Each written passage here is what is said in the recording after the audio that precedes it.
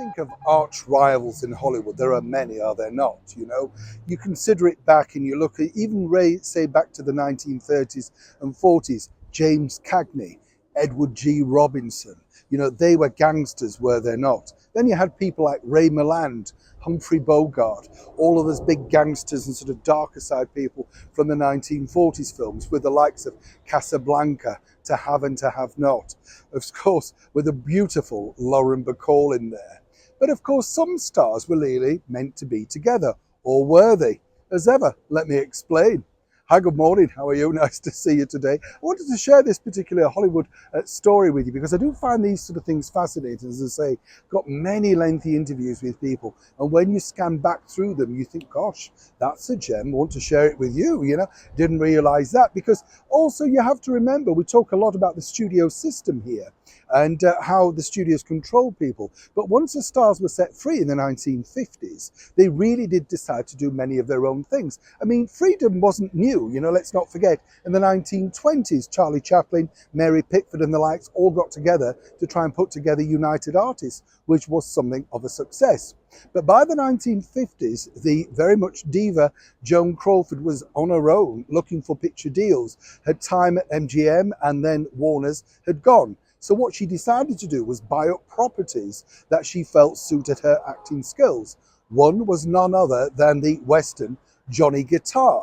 Now, according to Mickey Rooney, Johnny Guitar had a discussion, should we say, a discussion with him about a particular role in there. And at that time, Joan Crawford was looking to either sign Bette Davis or Barbara Stanwyck in the role, the opposite role.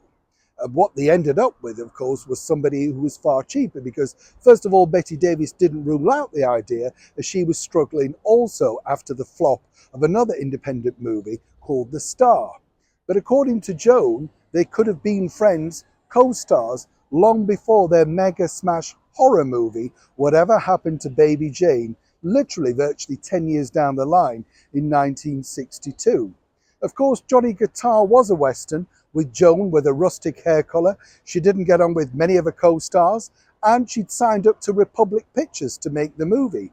But it did turn a profit, proving to her and other studios that despite 30 plus years in the business, Joan Crawford was simply going nowhere.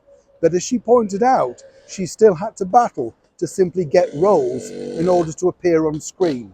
Nobody at her particular age was willing to sign her up.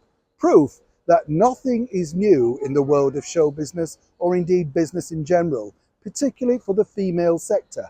By the time you hit a certain age, allegedly 27 in Hollywood back then, you were considered almost too old to star opposite the likes of maybe a 50-year-old Bing Crosby. That, as you say, is show business. And aren't we grateful for the powerful girls that went before, like the Bette Davises, Barbara Stanwyczks, and of course, Joan Crawford. Johnny Guitar is free to watch on YouTube. Just have a look out and see if you like the movie. It's a bit of a gripping piece of acting. Lovely as ever to share with you. Neil Sean in the very heart of London.